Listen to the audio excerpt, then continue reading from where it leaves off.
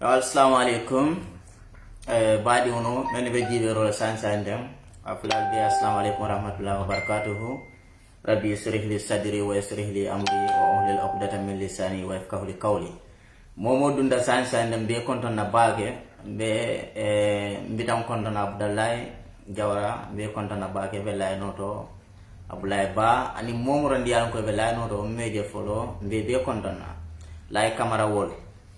mbal be kondon na tu alto lanal kondon ko nka laftara nyamin dron pour lokun ka fintina kana kamolu kachandi la politiko la kola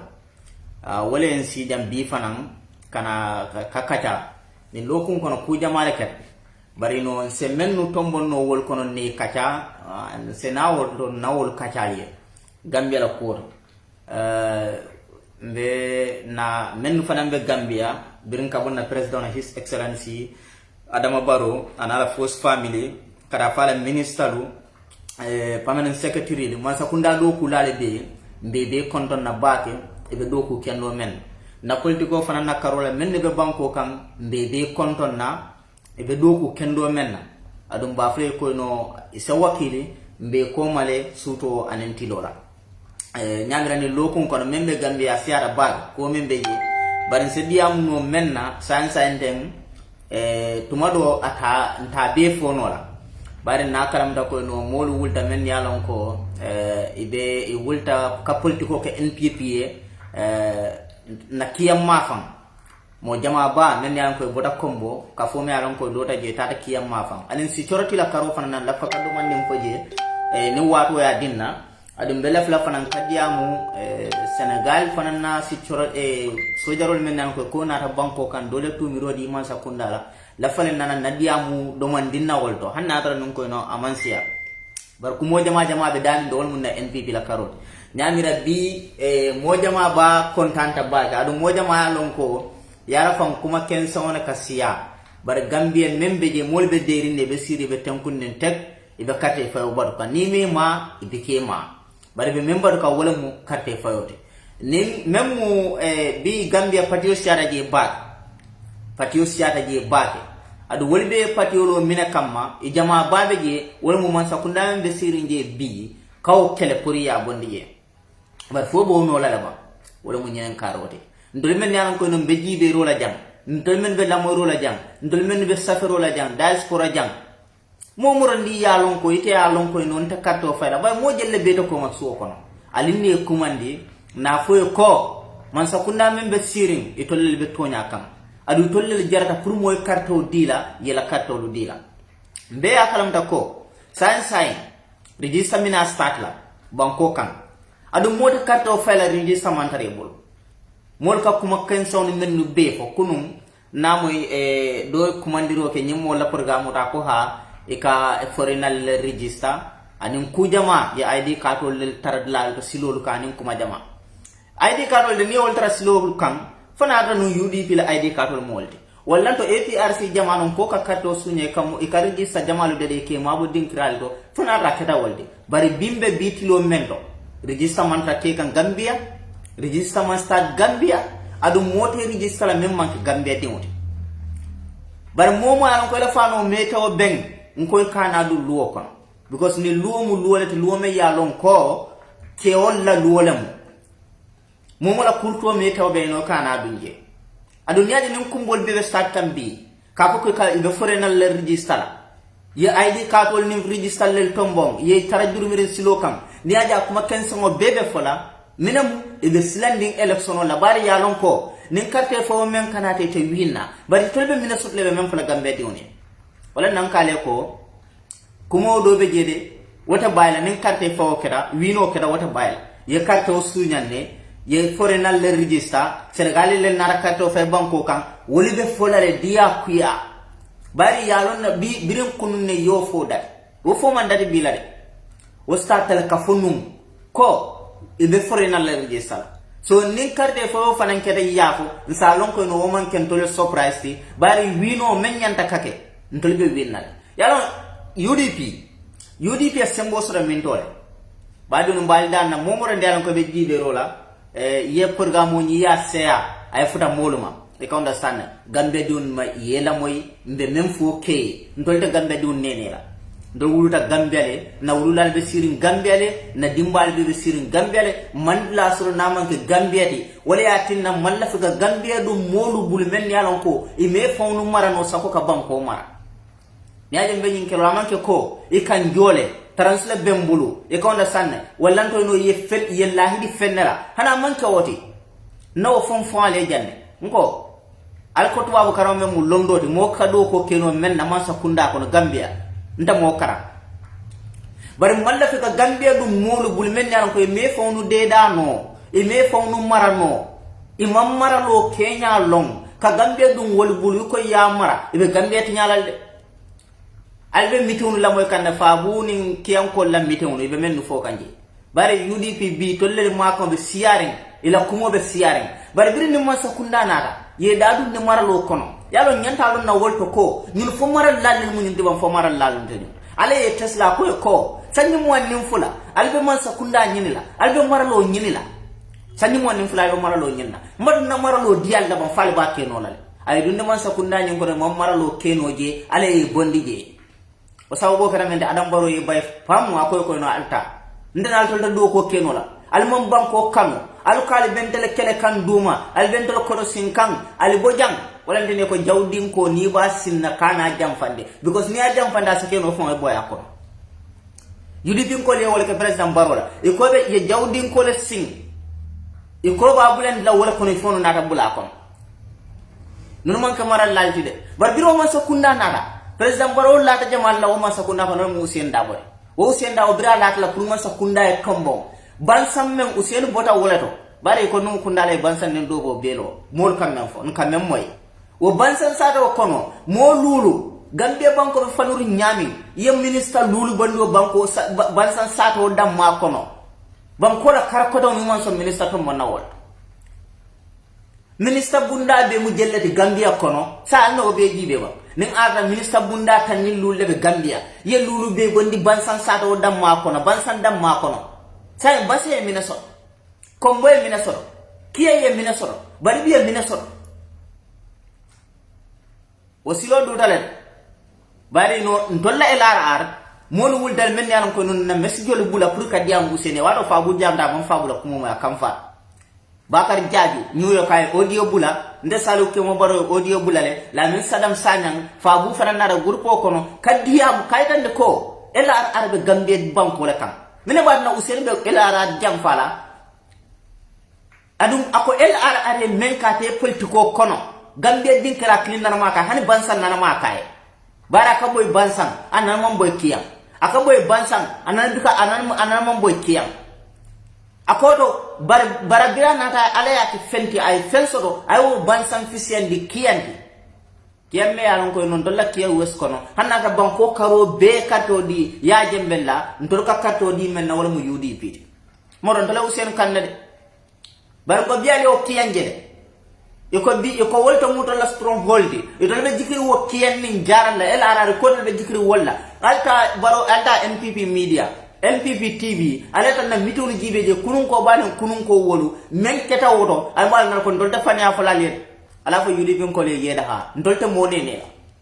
wal nan kale ko no momo fundinke o fundinke na bota bay CRR ma fo not bank lemba kiyan nemba LRR ma West Coast lemba ibe diaspora janne be wurkam alte la suwol kono ibama wol ni fama wol be pati jamala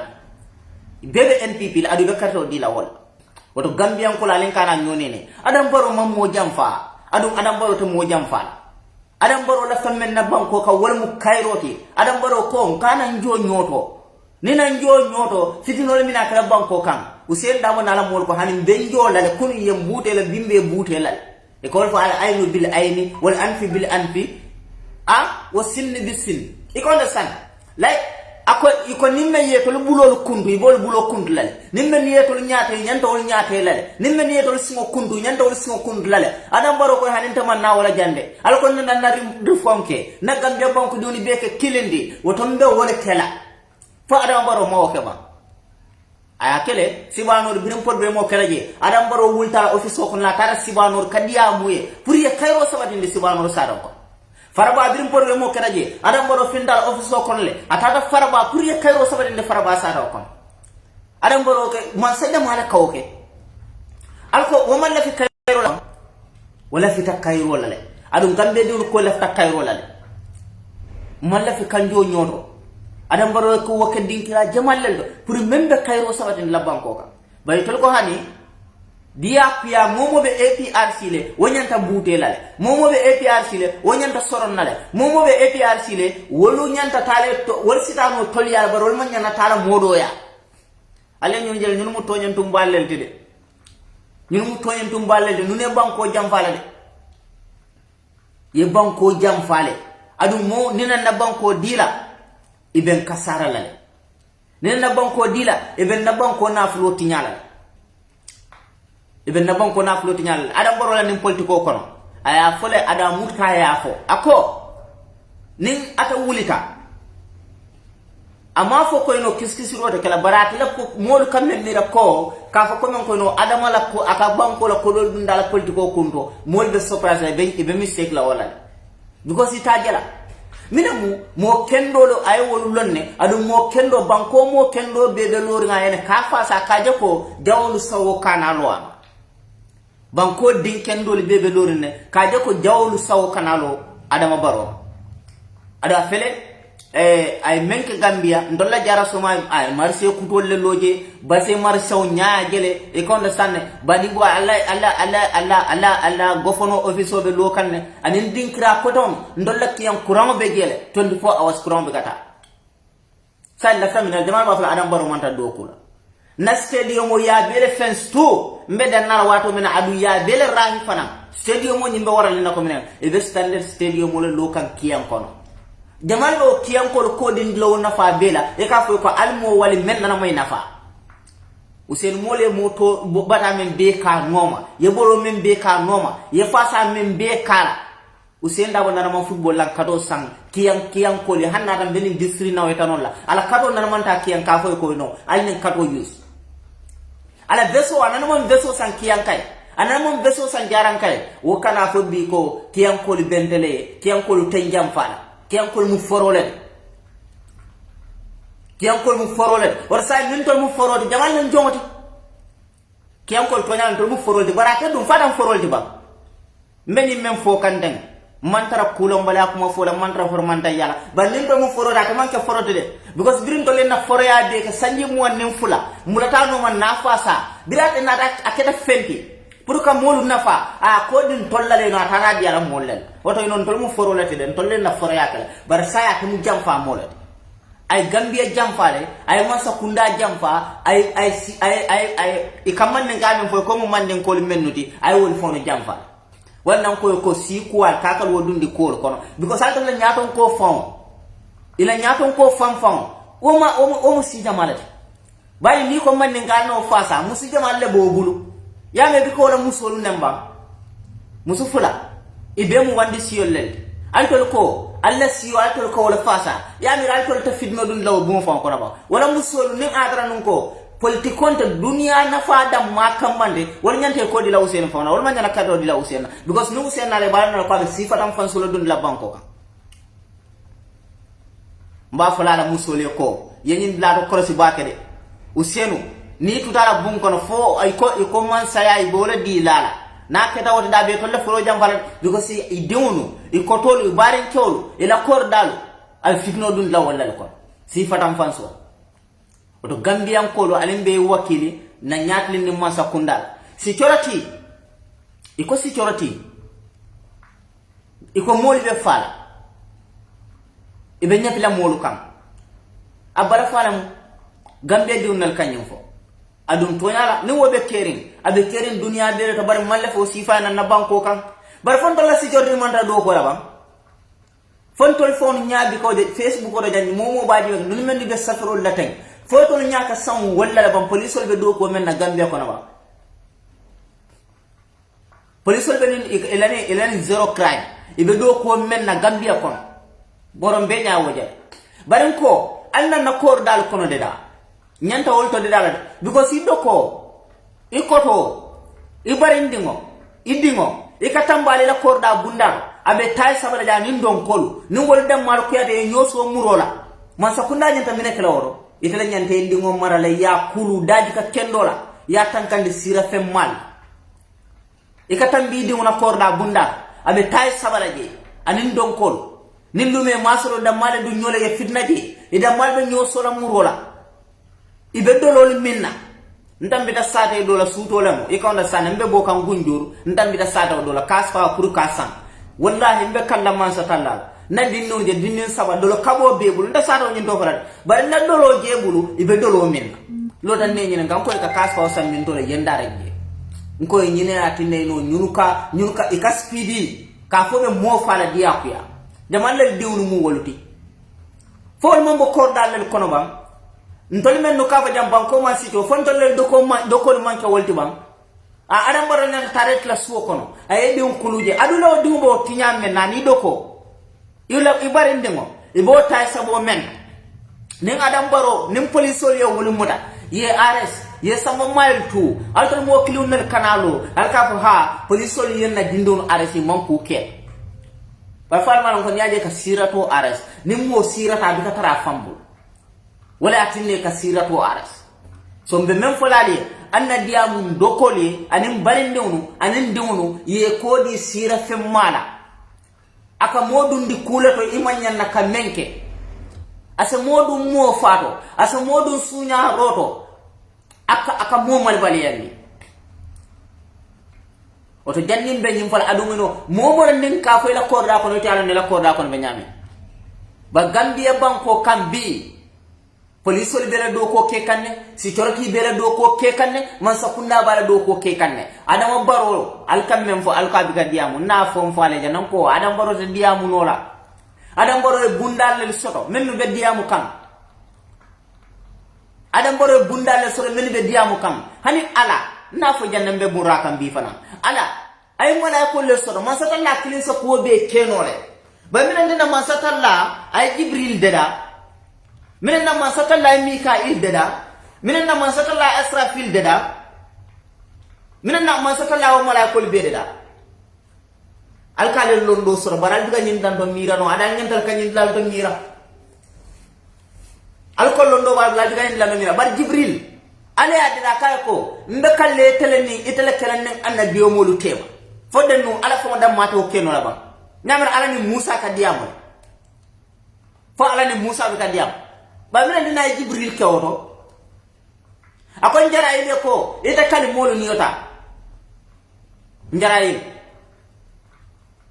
ya dunia hada madungu alen kakal feya gagal fe saya moli saya tonye ne sanya yesaya tonye fala boyno ala ko gambatu mbe fendala mbo itan le sai to fa wado lan ala jara ilda bara won jarailin ko fanan to fulan sa bari mai sa nanda am bikan jarail to fode nka fala corona nim men fadan ka fala corona ala ben jarail fanan da bo iko na sanne bar ale obe kamina kama puru duniya man sa kewlu ye misalo ta wala wala atine ko Minister of Information, Minister of Agriculture, Minister of Health, Minister of Nying. You understand? For namo ni man sakunda ol beke. Minister of Women Affairs. Ay musola minister ludila. Ay funding ko la minister ludila. You understand? Sel dokula la minister bebul. Leptano do minister leptan dokula la minister bebul. Man sakunda na minister bebul. Adum benya ba je kano minister bunda. Isi kata kuokudo niege buse kaje ko ndi mala sene set fom be ya ko no ngin bela do ko la labo men la ko na tam bala fe ko ha ko isala adam baro kam bari ko adam baro bi kata leptanol to jibe biru ko sido non man da banjo leptanol jibe bari men ndiya mo men na docteur Samad asa keno nimbi bi dala ni be gambe dala banjo leptanol ba tar radio men ndiya mo men na jam Facebook ko do jande asa keno ni tara banjul leptano sign ibe docteur Samata tarrajel wato do naka nda sunkaro kono wato do la ka sunte banjul leptano because ni manyi na hani kiti mo lungo ay sunte banjul leptano wolu na be diamta fitir kola abe moto ko na be ta kan so na ko nyen na sunte janne no sanne bi daka iko na sign adum yalo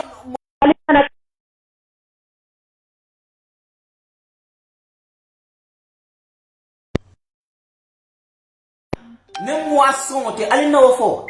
ali kana mo kon wala na kebare moy ke na kebare to fala badan kono alay sankum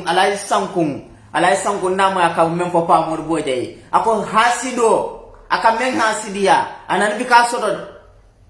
yalla birim pa mo bari mina wotole ani kana nyo hasidia mina nyu kuma ko la kebani ye kuma bale fo la bo no nyamira ye toko mulun kay ba fa ka lida ma yalla kulon na la ka kumo moy kulon na wala ka kumo moy alin kali la moy bakade ni mol alin kali la moy bakade Minister of Health ba do ko la lu ngolo be leptanol to mol ba abe mol la hajul jarala abe banko do ko lan tollel fon be wurta jam no docteur Samata jam Facebook ko to jam na talol ken na fen ko to e ko na san na screen ol to e ko na san na profile ol to ndollel yo be ke jam ka ke kabe do ko la do ko kendo la ministre nyon tawna mati ministre health mo na man taraje meyasi ndollel yo fo jam adam baro wala to ma kaye ada bara do ko bara la adam baro fon ya simo wudu ay tawo leptano adum antol men ka fa nana montaji amon ko yalima because alla fa na camera e lo kan fo adam boral bi kay sado kon wato dula be tamakan abe train abe yala sado kon bani sado kon alo tamo ko rati dano bani le tano dai be jibe ba ali ka kal mira ko mulu fo first lady kada banjul le tano dole first lady akada banjul le tano tole kada je jibe mbe gambe wato menna na sistalemu bara nabe boda sare kilin police wala mata ay accident wala sot wo police o me accident wala sot journalist wol tara nyinen ka nafi kolu ka man sakunda ka kamfani man sakunda kama because ka bara duty la moto ya attack muson tawal musoni mumbare musola de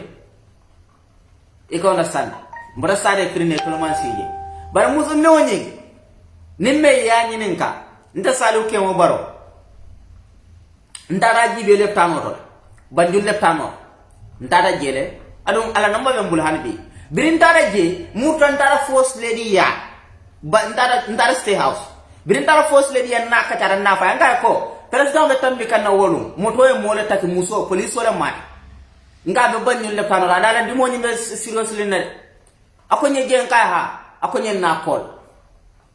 birin na call ke meso bar muso nyimbe sino le nda time akonye ko taji you understand niya taraje ya fo ko ikana kondo bonda nan dilato because ala mo be sirim fo busumbal akonyo ka faye kana kondo bonda nan dilato kondo be domoro be kala bola stay house janne kasam bay lumolu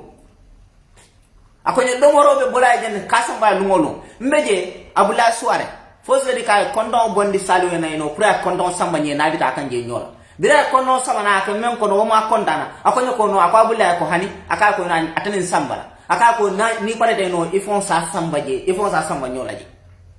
adum biri wo interview kada na muso nyin kol nga ko fo konno bi kane ba ko nyoko ha konno kana nyela lungodo nga ka bo min dol akonyo mala exactly min dol amude akonyo ba lungolu ka konno sama nyana sti hasu e leptano de banyo leptano de nga fo sile di la kasambena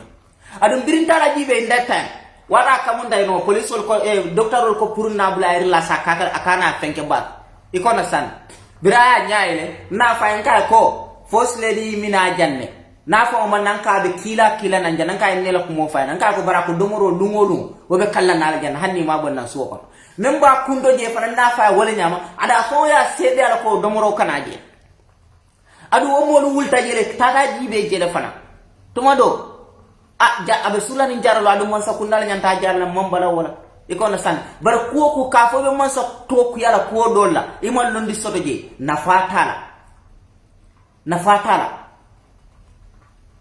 fatala alnan da hawa le samo ko nyawnya ko do bije kana o fam fosle di bala kato ke kanne adam baro bala kato ke kanne ministry de la kato ke ka wala nyama fana adu ko ku ye kumba banku duna mum beti na mirol te keno la kilindi mo beta adam fasano la ko ntanna na te UDP fasano la na balo ko nyami mo beta adam fasano la ko ntanna na la Usain Dabo la na balo ko nyami because jam fa mo mu Usain Dabo iko na sana bari Gambia mbe na fi wala banade ko Gambia mun toli be tati Gambia mun be tati mbe nyanta la Gambia na Cairo la mbe nyanta la Gambia la nyato tala mbe nyanta la Gambia di unna la nyato tala adu won nyato tala sotno la nyaadi le wala mu adama baruti nabla banko do ku kala tala nyami na modu horama ay mendu kenya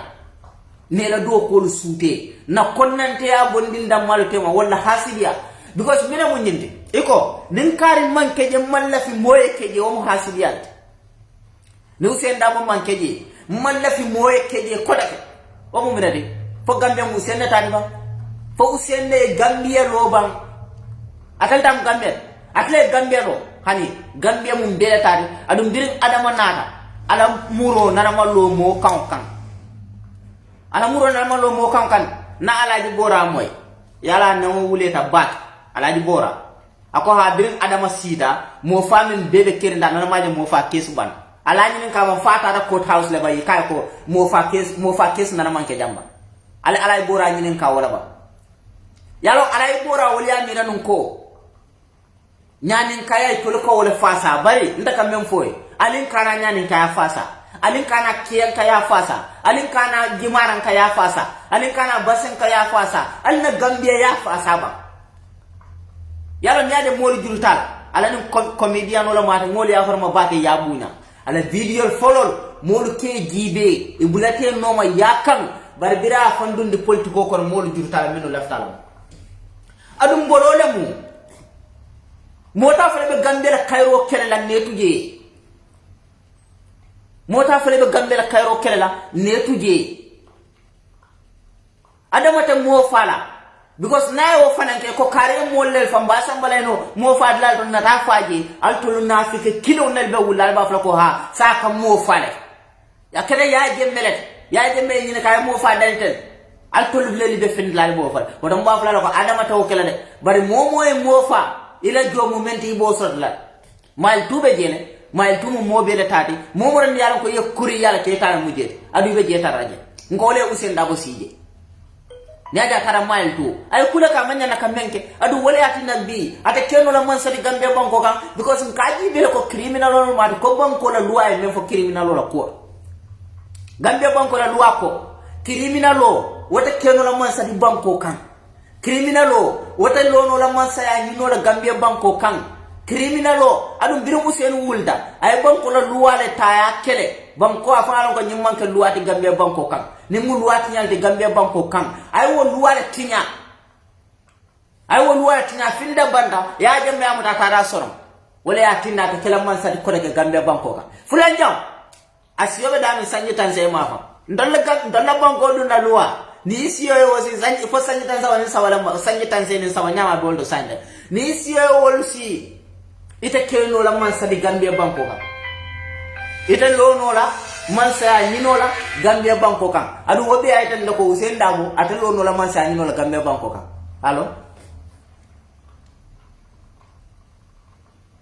allo aha Alaikum salam. Era fa jonna programme o.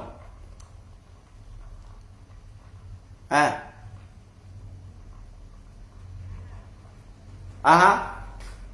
Ela fa jonna programme o do bang. Okay, welcome. Thank you. Mol be moy kan. Ila program be dia. Abaraka. Da nyile be keri ta make sure ko na banko do ko bondi ye nyoto. Baye mol kan ko doron ko ila kitaka nyin demokrasi tale. Ka kem mol bulo kono banko tinyarangoti. I don't know, security would never be compromised. Wo yete wo tenkol ko di how to call it. Lulu tibiti la fana. Ni mumu ya mira ko bankola security. Ite bole tala ya mana leader ba koma ala foyo ko nan Gambia no pareta. Nin Gambia no pareta. Obe bata. Katu ite ta fola ko isula ta mansa yalla banko kan. Ite ta fola ko ntele la pitanyin na ninta ma soto. Mota soto. Ya tanye kukurungoto me ya lonko because mi molu nyili kan natalo mem bondi wandi bankol kan.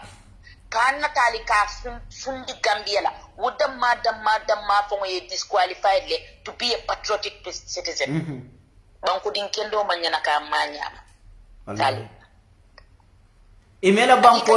banko le kanu because ila banko ni o kanu imanya no dila dunia na no katara ajutu dunia ajutu ndikana you know ima kanu bar ni man fengo kanu abula doli men ya kanu haka man tambale ita kanu bal ya hakolam ila kanu bal ya hakola ila tinya hakolam haka la haka definitely ika nyimmen fo na force le biya ya kele ay kulle to men fo tambita wala bare ni molje wala ne ye kumu dawuda ibe porla le ye taje thinking ko they can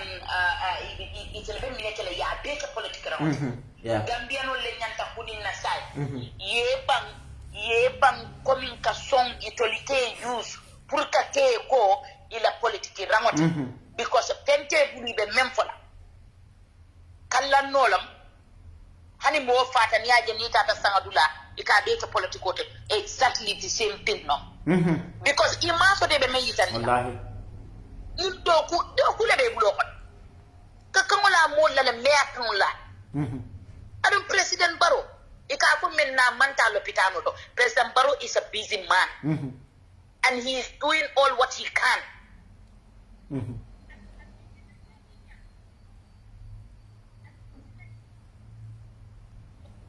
ko babulo kono number 1 net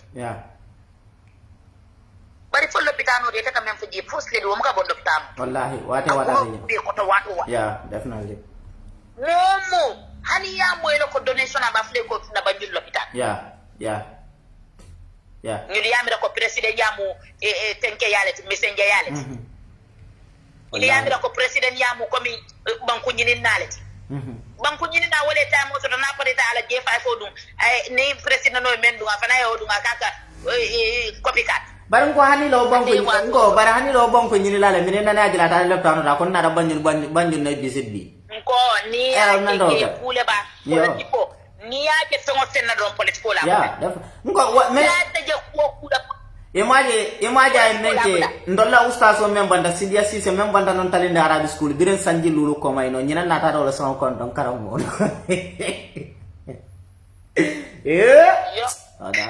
na ko na hani fureni ka be ta politiko wala di start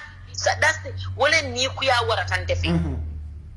atun kon nalo mo labango dango be mu fure sayal definitely labango be mu sayal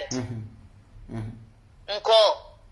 nyim banko ye ni la kairo men nene president baro bulo kona ala fo en tol ko ntel ta di la mola men binana abine jola molto no ñun ko ye nana na ñanjo ñoto o se gambia wati o de kala no definitely o se gambia wati nanjo ñoto telo e wuli gambia wallahi e don lafta walla men diate te bola bala la men na ko ku yate image la mol kan mem bari ala nta ko dan bayo bidil leader ko mbe banko nyimba on governable la militano kamule bat wallahi ni wol ko be kilo ci kala le bolo la ila leader la folo ya ma nyaay tandi woto ko men bo nyama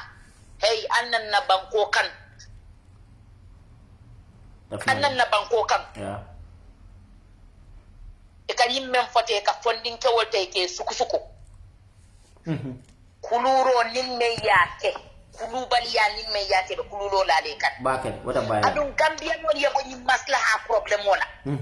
ita fola ko ibe banko rek lendilan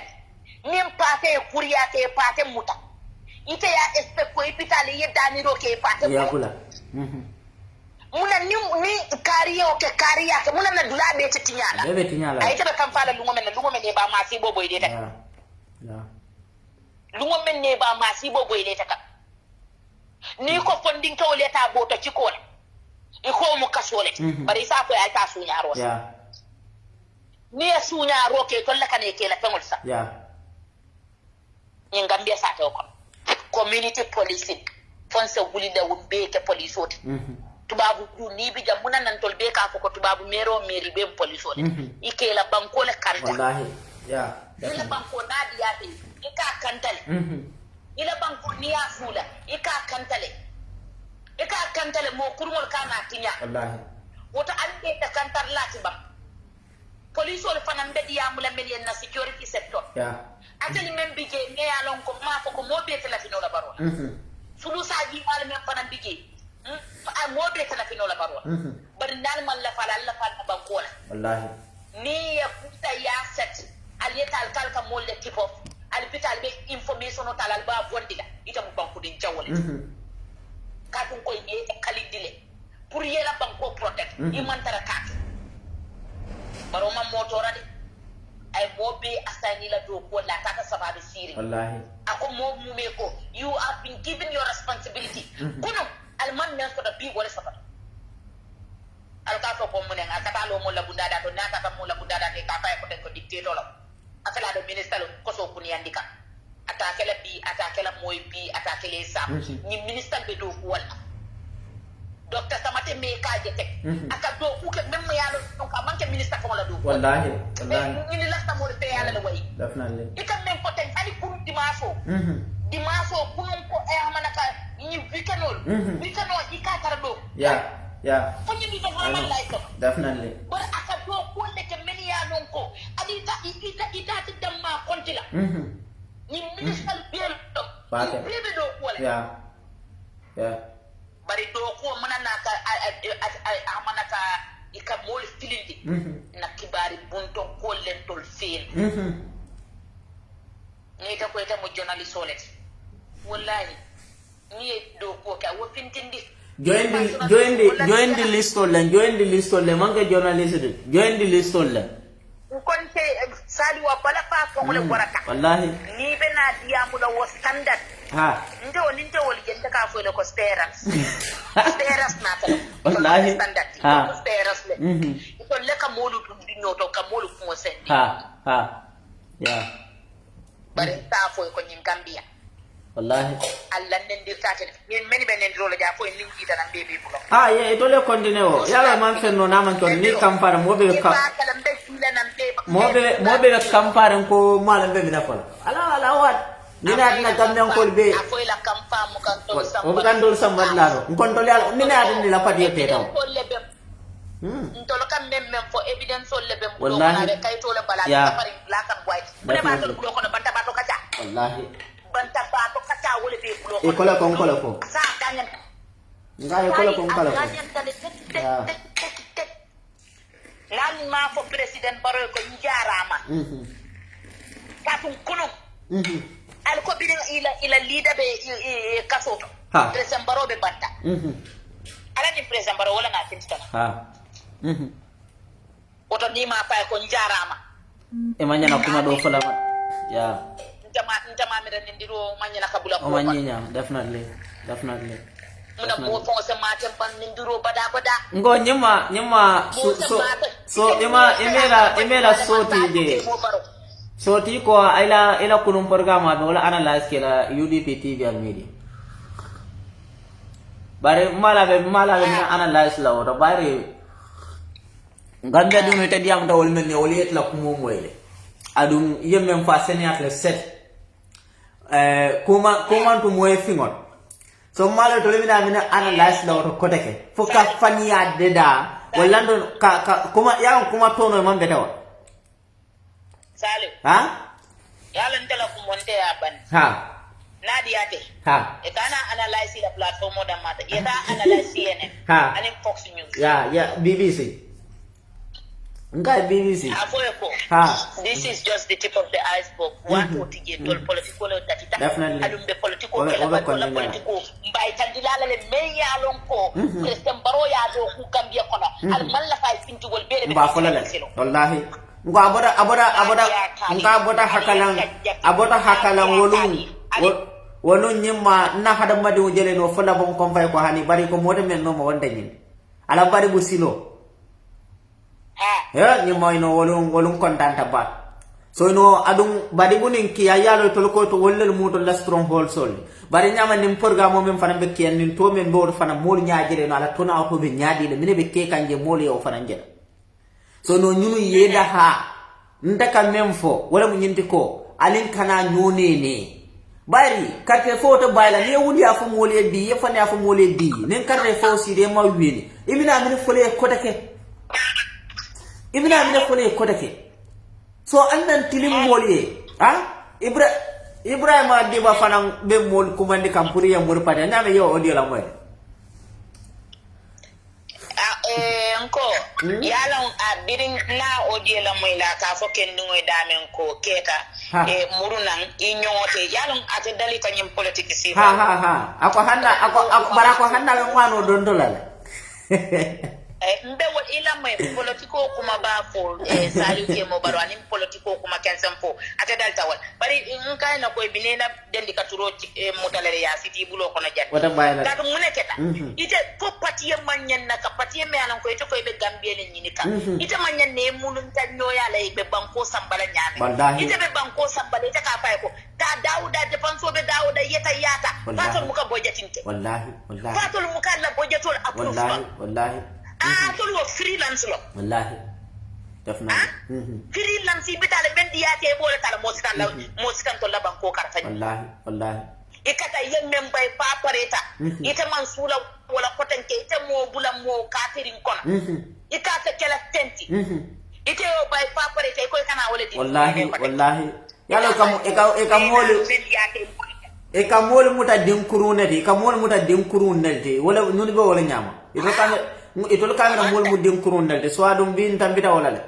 tambita wato la lo tambita wata ko kajatirin kanna kakangola mola anendiri hanale ko kelo wodam made altelo la nyato no bare jufar lo han president fo tam bayni no la wala nin non ko be ni balafiro be tende na wala fo election ke jufar wata bayal banen ro yo kelen ne tuje e kon na sabar bare sonda wala because ala de marodo wole la hajo kinyal wole la patio tera paba yo bar budino ni ko be yebula le ko ni na wala yaro fon so sike kamar akoy ko ka mo se yaro sike kam is the losing team and be sonna walale sanji mo wan anim fula esanso yake moto kono moto kinu ma malano for kay wallahi ndela tula pusiro moto kuto na ta pel zero mileage wallahi moli tena ye dunga kono ke for kayra moli fanan dunta kono alfo moto fanan ta nyindobe paneri wo fanay pana ya ni doba ta kala binta ta sama gambia mos move on definitely eno aliye ko na kumo dali interpreta dia tale nyame da samba dayon atar radio kan daji ko wala ko sente jakal ni na ko yera man ni kumbutu jidi ngo kan man ko mo fon bi kan nyunul la moy nde mempo ko ten tabali la kafo because nta at least yeah politiko ni ta kanyen na damen nen tiro ha iman ta kuluwa kan imam protocol kan adun na meni ko mulu dal mukalo nenen so wandi wulu la mukalo na wone yeah wallahi wota yankulu to nya fo mi no eba tan ko na fana mom kan nta silala nanya ko no jube no to nya bay sakana na ta banku do ko wallahi wota bay da fu leke ala ko do ko men be banko kan development oli banna booklets long adu a baby na finti la jande ba be finti la gamle no le one by one ton by ton je said mbeke su sulata tula man ko wada okay asa sene aset nyama ye system mine dia musa embere lon la jam na pa modu bojan na kumodol analyze na wol jibe do manne okay bari jangin bit awoto la fa diam la ale kiyambe nyamin ten ale badi buje nyamin bari kiyande badi blan because non kam men fo siara ro ndabe ka campaign ko kabo jara pakali ba kata ndabe ko wala kumale fo woto mo adamo barolati 100% da mal bodo woto campaign tawro kada fo wulli ba sa en kabo kiyan na kabo jara kana kombo kan kana badi bu wala mu diamu tali president bi da badi ali yajele mina tenaje famurun dali yajele moma fo moye kiyam bi fa musa na kiyan ka fo molibe kiya wesla kono bi ali yajele mina be keka woto biri kama bo wala nyama la min jatla nyaton kaya ko fo nyi be wala nyama umar drame wala nyaton kaya ko je e ko understand ni ta do gunjur bokar jide beje lieutenant general bokar jide wobe gunjurle iko understand ni dara farato ibe general Ansumana Dabo tarrawdo fanana o fanana la kuru be sir wodo ibe munna ibe batundiro laje general Ansumana Dabo yeta unda nyantara jana iko understand yeta banjun nko Gambia mbafala le ko vi baro 2021 momo malawo la nanen video ta ya dama lo din kanyim fondamento ya kundu on the 5th of December ya video dundi ning Adam Barrow ma wini ya fa ñako ñewulo ma wulu Gambia banko ka Adam Barrow be winna Gambia diwlu ko Adam Barrow len nanaka kodo ko di madi la dalaso men siara wili worode sinkiri ko Adam Barrow nanda mala nanaka o dito la dito le Gambia long Gambia alfal ko wol fo mbama wol nim fama wol dol fo kam Gambia mbama wol nim fama wol ko Adam Barrow wala ka mani boto mata ka dundi kan ka fa Allah baluwo fele ka sukuro boto madila alla baluwo fele ka jabo boto madila alla baluwo fele ka kodola ka ko alla cimasi sawna wote iko mona mo keto na naman ka Adam Barrow itol be kuranda yalu kono la Adam Barrow le kuran dila ibe marsenta yalu kono Adam Barrow marsolu loye ibe silanta yalu kono Adam Barrow silolu dila ibe birjin ta yalu kono Adam Barrow birjolu loye salu ko Adam Barrow menamo ay ko fenda jawya Allahu akbar ñina mbala fat yalla opposition mo bi ka bada fe wonda jawya ita ko da business o kala ite ko do be bulu bari ko membe so ko ita man wala pour que la ko do duma bula business o ke ko do be bulu iko to fen ke no la ila banko banku diwul se na fano men ite fanzo business o ke no la men nu ye ko do so pour que business o ke ila fengo da marate toller bulu because ila banko la loi kono amanda seven nge ko dia ku ya Gambia man boto be sanna nyina laji to abru janne ni dara bir ko do la fa nonola e ba jere safari nono balal 1 euro 2 euro e ba jere safari mano balal no 5 euro 10 euro 20 euro ibo jere safari na fo Gambia aliyo quality soto le bang wala ndo no fo aliyo sifal soto le bang mos marsol ko wol sifa be lori ndamini to ba hanide ngenna njaayo kata bolona kono aya samana ala damu menta nala paso nala kanyo ayo walaka nun menne manol odana president Barrow ko manola namo ali samana mbang altol menno ka balwul samana tam namo mansula moy namo jo Gambia banko ka Allah barala la fewnu daji de bal kana Gambia di rotora namira o kala jan say no business manol fanam ndara iko Adama Barrow wala to no nim politicien ya ton ko dol diamuna iko al kana la fewnu daji ndi ala la fewnu da ka fu sayen dol sa fota soto no moliye dama nyina mutonya nyina be ke kan Gambia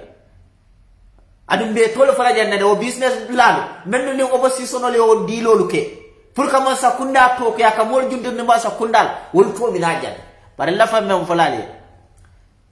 mano mina gambia nda adam baro la ndata kala la ba fenko bala dun de npp la fenkla moto bala bar mano mina gambia la wota bayla nana ya fala dun na lon ko wota bayla abe kelale mano mina me alon ko na be sodla gambia banko fona ka botol be dal gambia banko fona kam abe wafla gambia banko fona kam membe o kala wala mu his excellency de adam baro abe kelale adam baro na ko mba kelale ameta nyawnya ka kela abika kuma fo ata benkela ada ba kelale gambia diwne nimbodo dole ko pamor bojang e kata da kiyan ako kiyan na silo tinyaka yala te ma fo ku mole ndong ande wo jam fata kuta da dum to na ande wo drong ande wo bor atata kiyan gamol kiyan atata to gamol ndollo silo de ndo wulta wo kono wo nyamal biri ya jambe jamano yawra jamano o silo bo wala nyamal nan man deda e ko na sanne so ako silo nyinde atinyata ma baraka diamu jamale ala radio do bari jannata ko tuma do radio do komen kam kiyang diunu kamfande adam baro bala wol don ta kamfala adam baro bala adam baro kamma ken diunu yalla ko adam baro ngani yo men soto e opposition nyaton ka kilimo soto e ay nafa men ke opposition kilimo nafa ke kela ngo stadium mo sabe damin do no ma nda fama da jele sainde go stadium mo nyi nasinya sabanan ntambe da jelan je dele be rahirin say no akono kata wolto deda adam barulo wo keya ay kuron samana adun na kalmuta ko kuran mo fuda damin to bi sa wol ko dol be jele identa kuron dun law dinkral bel silo kana deda silo programme sainte la already say kiyan ko la famina fole adun kiyan na silo abe deda le delli ba fra december do ko be start la jele ko ila fitala nyame ko ila fitala nyame oton bafle ko kiyan na silo la ko ida gondi woto adama baro wayala na nyanta menkela adum woko ala do ko molbe karto fayla wala kama woto ko be jarata en nin ata gambe dun be lafla wala banko dun na sulo mu walati pour ko ke ya karto diala bo kala e ko na san banjur muslim elders anin al mamul bari al mamin no pamur dal tawlan bari banjur muslim elders walla ko surwa al mamulu walla ka nyo kafu nyoma e kana salo e kana president kondon mina ndina man ngal mamul fanam biko mina na mol bika bonam basi walla bolon kono badi wolto kiya wolto balsa wolto wa al mamul fanam nyo kafu nyoma mina na alam boro biko fanam kumandi faka banjun al mamul dam mala kumandi yana ay non nani sifatam fanson kan nyim faleta nyina mu nyim mukkilin nati akon banjunu al mamulu gambia di wonnal moti banjun muslim elders ikona san ndol fanam pamodo ni me molu mako wala la fatile wonala al mamul fane kafu nyoba salo ni fana wulita men be jarale ma men be kiyanna ma men be arar fa janale ma momo ko adam baro ko lafta le ala sako muslime ya di adam baro nyami luma dara badi ko mo fali asal dan ko do malla bunkon police wala muwat asal da wala bunkon ala aral soro sal wala bunko adam baro muslime ya mo ko kundani wo nyate o tem iko na sanni ni wal ma wala ñoo kaf ñome ko salo samu manan la fatala president kon na meme nin sallum banjun al mamul ditaje ito ko salo samu LRR al mamul faranyanta na le president kon don na salo silin new CRR president komina kon don na ay al mamul komina kon don na nin adam baro ko ni te mitew kela walle tenje nola nyamra o tamo le te sa adam baro mutakula barinde men fala al mamul annana man appointment fixal ni president tema president kale kontali je nola woto pamodi be nafiki akumole fokan kam muslime nyaton ko lu men na dalite doyala ke kam fandi president kam bari muslime nyaton ka doya pamodi bo jan dalta walale bara lafta mina sain ke kam fandi president kam bari la strategy mu nyiradi ka dina mo kam fandi president kam wala dina ya folo ko adam baro je yala sain gambia banko kam wobe mina ka muslime kam fandi president kam inate ko nen corona kono yetti chalu jola bar ustaful president sakunda man so wol jola ka mislimul company president kam sai ko al mamolu ngo alna nda nafikiya pa mol mo jana ne radio lota wala kamma adum anya ala atitano nyato e ko na san Gambia be mu kilina de Supreme Islam Council wala be maralen banko la dino la kola adum nita ko nyata wolu jela nyami reno ye famfa wala muslima bondi fon kundo bari wolu be tulane Gambia banko kanne adu be lod la men takan ila lod la kendo muslima to e do tamande kanjel mo man sika sodo adu man sakunda fana man sika sodo odo nimbanyo al mamul kata jele mfana na al mamul sitano jele ni sulata kata je nini ndoli ya nyinin ka ya dile talaje ifana ya nyinin te talwe yetaje ni ko titaje o tay mole se fota sotno ka fo mole Gambia la Senegal la police wajarol dunda Gambia ku jaw bale ma man nyankake anta so bodla bar Senegal elu to nya be damindo nde wato do be janka nka akokan yoku ya bake ila airport do nata nin jelala wala ndam mem fon jeje akamunda wato do be je ko do kamane bake me sakunda danna idea mu ye o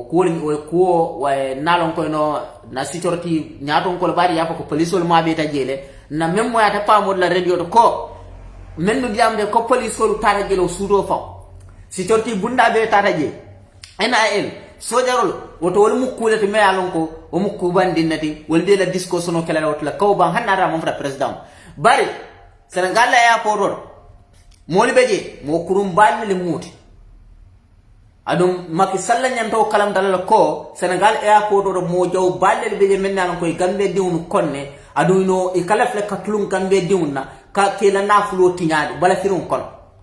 nde yellon nim fayena koy no ko nimma erota luro dile non tatambilan koy koy yo ngoy nakal bo ko na man kan na banque caro de fendeje ngoy ko so nimman ta fran no problem bari nalon ko luwa ha wol ben nal talala ja loda birame da yanku man na ko nyoko ni man fen ko no ko ilo yelo fen ko nyin airport do na escalier so reje only 1 hour escalier katambi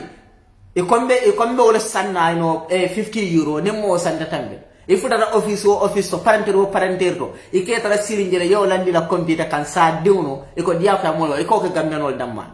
adu wolu nyanta tulale dole bika mo tora na banko kan sako Senegalé mbika tora na banko kan so nin tata non benna tamola ma foko ye jije like no ni na de jira han Gambia ya poro ni jida je ka kodo jole na kodo jole birin jida na kodo jole I think 900 fengolem 20 euro kondo Gambia airport adu nte ajo nyami nyuma kinde ajo wala nyama fabu wala ani mo ko don be ajo airport do je because not la jita wol to nata na fengola je bar ni jida Senegal e jita wol to fana no yela ko flight ka bojan kala Senegal ila luwa menti ila banko ke nyanto kelal bar ila escalier nin agale o fam escalier mamire no ba fra ko wo mu luwati ya hani janne America le mu ne tike do sanye ko be escalier so nyin lando 1 hour 2 hour wol ka kele tambi ba dunia ko non nan bika kedla so ba nyama fo kam mira mostu bi don faran komen ko nyanta ko do bondo nyanta dum no nde do mo siba so ba nim bota odo mbetende na kata bake pa modu bojan tara kiyan karantam sankum minte ya ba sankum minte mod ba moli ya bunya duwa jabi mo ba nal haklo ba kan anyway sunkaro fon kono fa buye bunya fem basam baye na musukuro di boto jama pour ka sambaye ka duwa na mansa kundaye ka duwa banko e kairo fanana mo kenda bala mat nanga ne pour na futa man fana ye bulo diara bar ala ma la nyinno bar nen ala so sima ya la mo ke bala mu bar nen ala ya sima ya ala en sima ya tuma dum be bulo di la le mo kendo la mate duwa jabi mo le mate adon ala la mo le mate ala sanko mende atata wala ya pa mor boya yen ni munafiki balate ay wala ko beke bari pour kanyor kadum di politiko kono wala kanyor man sakunda kan ay wo fero de da ako ba sanko yoko banko man tanka mol be fala lumolu mol be filla ito mina folo wala ko ba sanko ya tan dal ko dunia meta ten way nyanta diamo men kala momo tata la pejo ko dai batara jere ba sanko yala yamaro men di ala woto mol la ko sa ya la ko mol la fala ko anin de koko wonyanta men kala ala yamar kendo men tilinda ba sanku yaw diala ala ñinin gar la mo men bala fa wata ako ba sanku yako ako na yamaro mu minute wonyanta yamaro men di la politicien on la bari no opposition on taninde ani masa kunda wala kane nyaat lim politiko la ani wonyanta minute kala han sai kanyor politiko ko pour wo kuma fo ba sanku kayde akay masa kunda de ako like hasido wala kake afona sedoti hasido la kata afona sedoti la fanyin lan tole tare no drum na analyze na programme bawo ako hasido fona kaka afona sedoti waka keno nyadi like usenda wabe mansa kunda kono mai fati be mansa kunda kono kari be mansa kunda kono ya adamu baro jaye do maye kuma kendo be fama na la klo baga usenda wo biren du sano ba kanna sorla damin ay mi kuma sifal fo adamu baro ay kumo kende ma bele fo usen ko adamu ka fanya adamu ka moto nyen adamu musabar lalati adamu mo faani annabi mo la ko musa la mat sai ye bondi je ibota je yo kuma kendo be fo bara je sai ko minen nata du sonno mo kono wala mu hasibiya de jawya iko moli ko no ifo no ko kununda musa ma de bar bi ko hani ninda musa de fir'aun al mat kunu ko de mo tonya mo de bi ko hani fani amole mat kunu ko mo kendo ma de bi ko hani mo kuruna mat because bida mu ita bota jela be dagin do lafta wol to sije ako ko hani ta sila jadde jang kartola kam wosini jang ne samba makala de woton se samba no woton nsembo ya no pour que samba maka useno nsembo ya no le pour que ministre useno nsembo ya no le pour que moto dila useno bar nsembo ma no pour que nin sira mo dila gambe no le sejindi no la ali la moy jande usenda birana ana baro kuba dan kay asamba maka usen ma hiji anana ma hiji alin jinen karo gaba usen na ma hiji adam baro le hijindi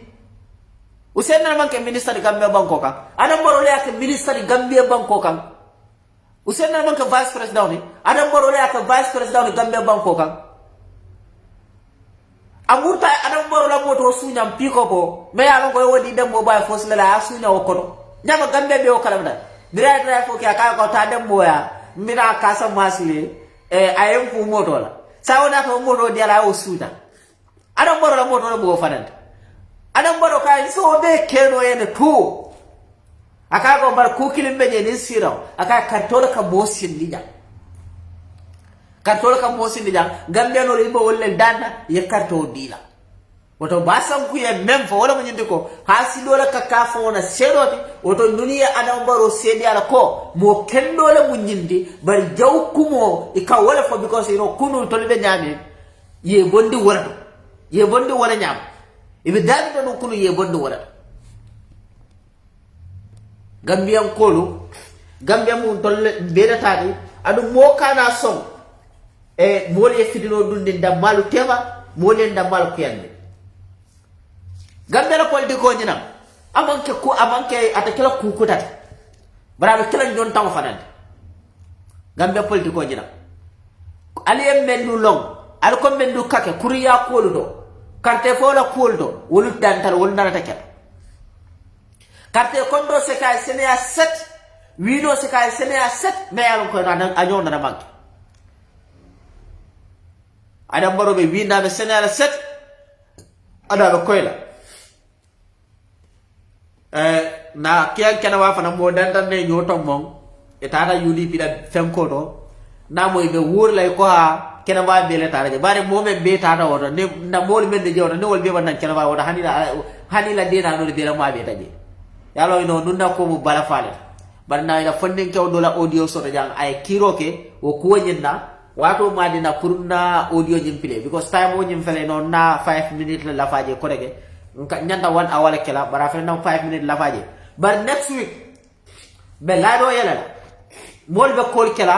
momo nyanta contribute la medda yaf nyaaje mo do le safro ka duma e ko na do bakki pour ye kol ke programme oje be ka ko nyaaba bari mi na fa start la le pour ino bol kal ko mandiro ke ila biro bu bedde banko la koto ya foje so memol tent la bake president wona mako ladu be tent la bake bendu ba dara e be do ko ke kay ngandiola be tent la bake adum ba fle ko ye wakil ye continue e ko na sad jekila ko tuma do ngasaw mu benti nangani mu benti ala ba kala jal so